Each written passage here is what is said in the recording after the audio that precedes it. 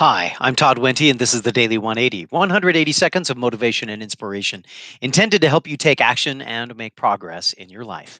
This is episode 539 of the Daily 180, and today I'm continuing the series on talking about quotes that came from the book Tribe of Mentors by sharing with you one that really kind of hit home to me, and largely it's because, well, you'll catch on in just a second. The quote is this: "Make creativity pay, but make it so that other things can make ends meet." Um, I have been a creative person most of my life. I've been involved in music theater. I've been in musical theater. I've been involved in writing projects, and I've been involved in some film projects. I've constantly been involved in creative endeavors.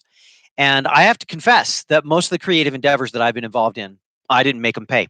I did not demand that I get paid for them. In fact, it took a long time before I was even brave enough to go into environments where I knew people were getting paid and put myself out there and give it a shot. I don't know what, well, okay, no, I do know why.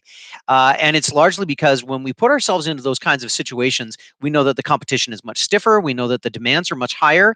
And so the stress and the pressure can often be very, very strong. What I found is that I have done pretty well in most of the creative endeavors that I've had. I've had opportunities to then generate income as a result of it. And yes, I have made those creative endeavors pay. But I did so by unwittingly following this information, this idea of make something else make the ends meet so that in the creative side, you can make it pay, but you don't have to necessarily live on it. It doesn't feel so frightening to be out there in the middle of nowhere and to present something. And then if nobody likes it, well, you could lose your house, you could lose your family, you could lose your insurance, you could not eat for, and the image of the starving artist and of the starving creative, while that is very romantic in one setting of the word, is not very fun. And so this idea of do something that makes that pays the bills, that makes the ends meet, but then make sure that you're doing your business or your side hustle or your creative endeavor enough and putting it out there so that people can see it and people can respond to it and people can pay for it. Well, that's a pretty powerful deal. As I've thought more and more about that, I've come to realize that perhaps I've been a little bit chicken about some of my creative endeavors. And what does this have to do with the whole daily 180? What does this have to do with making progress? Some of us are very afraid of taking a step into a new area, whether it's as a creative individual, making something for other people, or just trying something new at work, because we're afraid that if it fails, oh, everything could crash down around us.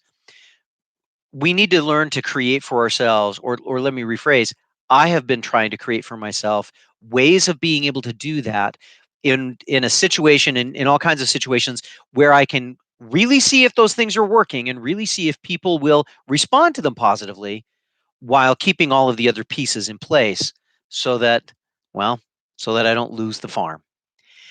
Sometimes you need to bet the farm, and we'll probably get a chance to talk about that because I think there's some quotes on that one coming up too. But in the meantime, maybe you can find a way to do it so that you can make it pay, but make it so that other things make ends meet. Hope this has been useful for you. If it has, let us know, share it with other people, hit the button to subscribe, hit the bell to be reminded when these things are coming out. Like I always say, my name is Todd Wente. This has been the Daily 180. Go forth and conquer.